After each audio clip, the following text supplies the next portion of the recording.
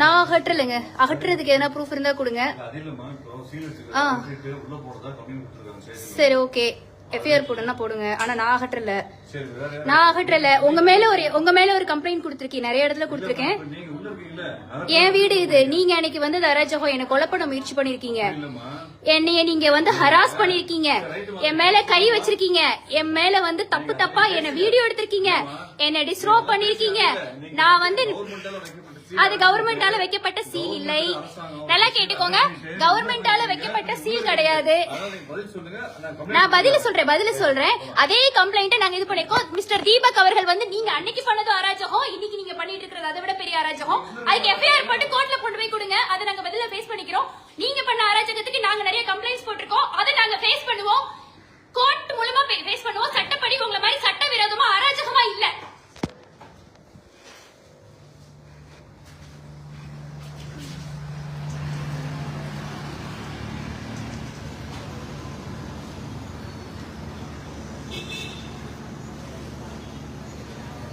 இவங்களே நாடகம் ஆடி, இவங்களே வந்து சீலை அகற்றிட்டு, இவங்களே வந்து இது பண்ணிட்டு சீலை வச்சுன்றாங்க.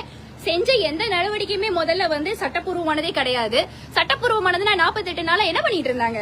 அதோ அந்த போராட காவல் அதிகாரி தீபக் குமார் அவருக்கு மேலதான் வந்து இப்ப எஃப்ஐஆர் பதிவுபடுறதுக்கு காரணமே அவர் மேலதான் பண்ணணும். அவர் இந்நேரம் பதவி நீக்கமே செய்யப்பட்டிருக்கணும். இப்படிப்பட்ட அராஜகத்தை பண்ணிட்டு இங்கே தைரியமா சுத்தி வந்துட்டு இருக்காங்க. எஃப்ஐஆர் போட வேண்டியதானே?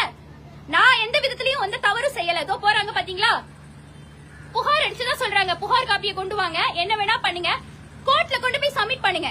அதை விட்டுட்டு புகார் அளிச்சாங்க நாங்க சீல் அகற்றணும்னா, நீங்க சீலே முதல்ல போடல, நீங்க என்ன லாஃபுல்லா வெயிட் பண்ணீங்க? பண்ணதே சட்டவிரோதமானது.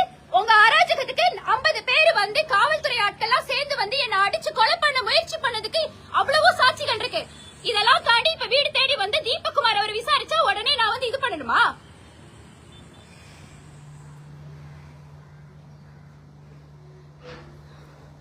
இவங்களே ஒரு டிராமா பண்ணுவாங்க, இவங்களே வந்து திரும்ப இது பண்ணுவாங்க.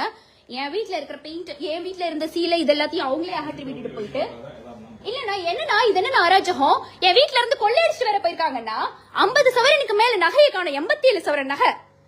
நான் லிஸ்ட் வச்சிருக்கேன், பில்லு வச்சிருக்கேன், போட்டோஸ் வச்சிருக்கேன். என் வீட ஃபுல்லா நாசம் பண்ணி 2.5 கோடி ரூபாய் 3 கோடி ரூபாய்க்கு மேல டேமேஜஸ் காஸ்ட் பண்ணிட்டு இந்த தீபக் குமார் அன்னைக்கு வந்து கொள்ளையடிக்கிறதுக்கு கூட்டமா நின்னுட்டு இன்னைக்கு என் மேல எஃப்ஐஆர் போடுறதுக்காக இவங்களே சீல் அகற்றிட்டு இவங்களே வந்து பூட்டை திறந்து விட்டு போயிட்டு, இங்க யாரும் பூட்டை உடைக்கவே இல்ல. நான் கோர்ட் மூலமா வந்து என்னுடைய உரிமைக்காக நான் கேஸ் போட்டிருக்கேன்.